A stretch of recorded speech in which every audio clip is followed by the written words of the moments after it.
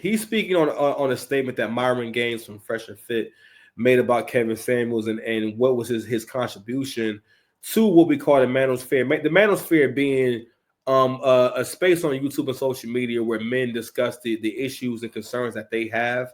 And yeah, let's go ahead and get into it. I really want to play because I kind of want to get to the point, like straight to the point. So hold up, y'all. NCR, because I saw that O'Shea. And you know what? What is go with the original video? Because things I don't know how long it takes me to get to it. Because this is a live reaction. I haven't seen this yet. The podcast is receiving backlash for his recent comments in regards to the late Kevin Samuels. I want to give you guys my perspective. Kevin is not here right now to speak out for or defend himself. So I'm going to give my perspective of the reality of the conversation, because history will not be revised on my watch. The truth will be accurate. So let's talk about it. Without further ado, for quick context, this is a live stream conversation on the Fresh and Fit platform. There was a bunch of content creators up there. They were talking about the fall of the manosphere and solutions for it, but there was also a specific topic about the Black manosphere. Myron postures something in regards to Kevin. Let's watch. One thing, right? And I really dislike to even say this, but the truth is the truth, and I kind of had to say it. The reason why the Black manosphere died, right, is simply because Kevin Samuels didn't put his people on. The reason that an entire community of content creators or things that they talk about died is because the man that was seen as the head of it didn't put his people on. Let's listen a little bit more. I'm going to be honest about it. He became famous. He blew up. He didn't, extend the ladder back and put his guys on, and it died. That's just what happened. Sure. Once he got into, into the mainstream, he didn't bring anybody up with him. And that's the cold hard truth. I hate to say that shit, but it's wild. The truth. And, for us, we adopted a little bit of different mindset where we're going to blow up and we're going to bring everybody up that came alongside us. And I'm going to let him speak, but understand the context of the conversation. This is not, they were friends and they were collaborators and they were planning on doing good work in the future. They were ops. Kevin did not bang with the Fresh and Fit platform, and Fresh and Fit did not bang with Kevin. Now, to get into the history of why that happened, we don't have time here within the scope of this conversation, within the content, because I want to address his specific points about it all falling and crumbling because Kevin did nothing to bring others up with him, which is categorically incorrect. But it's not coming from a perspective of friendship. They were ops. They were not cool. And in fact, Kevin was creating studios down in Miami to directly compete with Fresh and Fit. But let's hear a little bit more of his thoughts and then let's get back active. I've seen, everyone go off on their own and, build really successful independent channels. Everyone here is well over 100,000, where, before that was unheard of in the manosphere. Now, what's interesting is that he talks ill of Kevin of not bringing other content creators forward, but you just said that there's other content creators that are tied to you that have independently built up their own platforms. Now, would you be pulling people on your platform, Myron, if they haven't individually built up a community of people beforehand? Would you or would you not? Let's keep going. Right. So I think from this point forward, right, sticking together and doing periodic podcasts like this, where guys are able to comment on culture, current events, etc., because things are changing rapidly. Every year, something new is going on, right? 2020, it was a TikTok boom. 2021, it was a pandemic and dealing with that. 2022, oh shit, Trump is going to run again. Like, every year there's like a new thing going on. And the thing is with the Red Pill, it's not just women, it's the truth in general, right? You can apply it to so many different endeavors. So that's what I noticed was, the one thing on the Kevin Samuels legacy that I wish he did was put on his people. And he simply didn't. It's absolutely wild to me that no one is up here challenging the things that he's saying in order to give perhaps a different perspective. But I think that there's incentives not to. And this is actually part of the reason of why I try to keep to myself as much as possible and just create, because I actually agree with Myron there when he's talking about that there's a lot of things changing.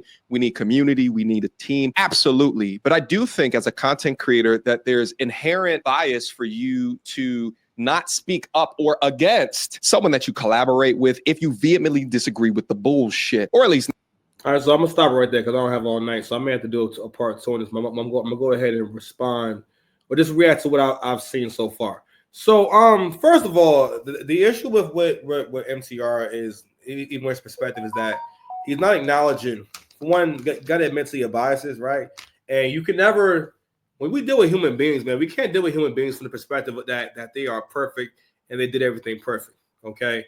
I'm going to share some of Angryman's live. Hopefully he didn't take it down yet, but he was responding to this, right? And I feel like MTR is a part of an issue that guys like Angryman talk about in the space where they're not aware of the full history and how far back this goes. So Angryman started his channel in 2015. I don't know if he said 2015, 2017. It might have been 2017, but he's been in these spaces for a long time, and he's a part of how it came together. So his perspective is very much different. So I'm going to go ahead. So before I give my full opinion and everything, and just and I'm going to break this down in a way that's very eloquent and beautiful. You know what I'm saying? Beautiful and nice, the best I can. So Wednesday, same person. Let me see if I can find at this point.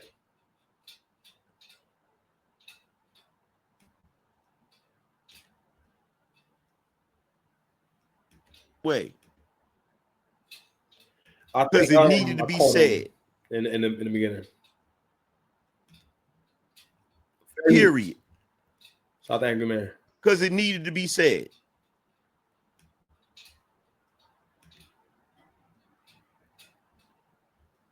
Now, here's the funny thing.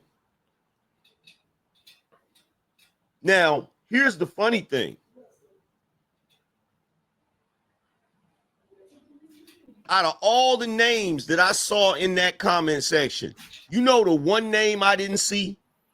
You know the one person that nobody in the chat room said, yo, Kevin shouted him out numerous times. You know the one person that I didn't see? The nigga that named the shit the Black Manosphere. Me, goddammit. Me.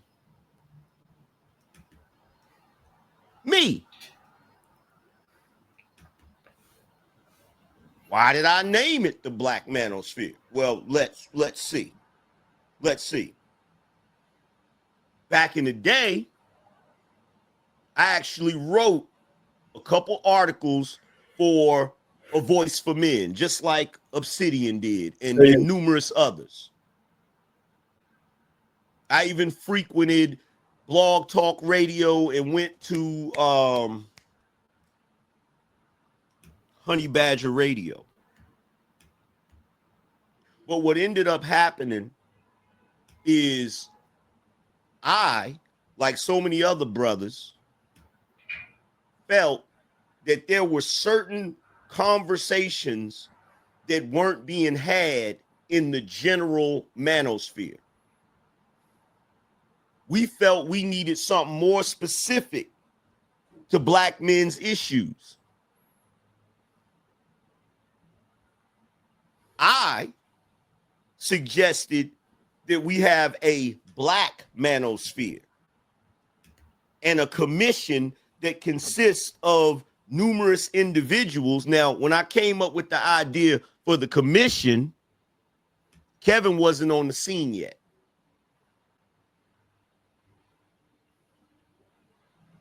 When I came up with the idea for the commission, that was 2016, 2015, 2016, something like that.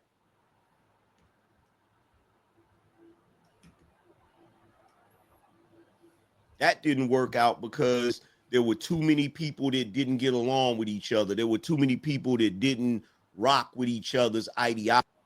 So right now, he's getting into the actual history.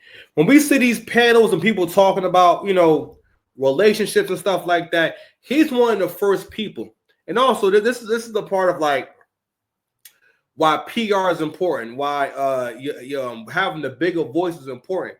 Because the thing is, when I started listening to him, I started understanding that I wasn't that clear on the origins on a lot of different stuff. So I'm learning a lot about the history of Red Pill and the Manosphere. Because again, Angryman has been on it for a long time. and again, he was on it before it was profitable to do this kind of content. Got to realize back in 2021, that's when this content blew up. So it kind of blew up, not necessarily because of Kevin Samuels, but he was a part of shedding more light and making it possible. So I am going to comment on the good and the bad because we don't have all night. I have a habit of doing very long videos because the Six Pass will love with the world. But anyway, man, let's go ahead and get this soundboard back up, bro. I'm gonna let Angryman cook. There's a point I want to get to when he describes Kevin's his beginnings, ology and shit like that, right? I'm gonna fast forward a little bit. Thugtician, Mad Bus Driver X, they came before us. You see how easily I can rattle off the history?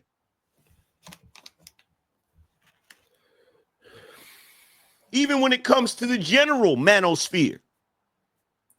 Okay, with the general manosphere, you got Rolo Tomasi, you got Stardust, you got Sandman, you got Turd Flinging Monkey, you got for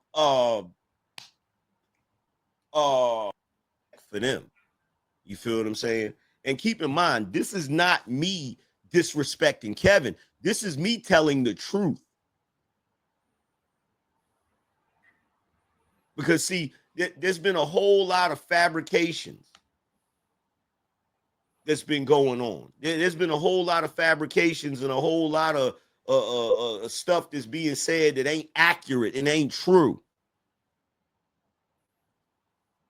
And it's been annoying me for years. But I say, you know what? Let me just fall back and let me just chill. Because one thing I know about the truth, sooner or later it comes out.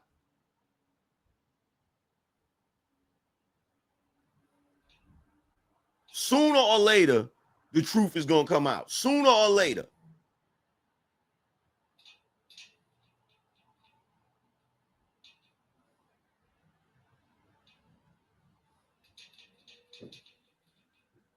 But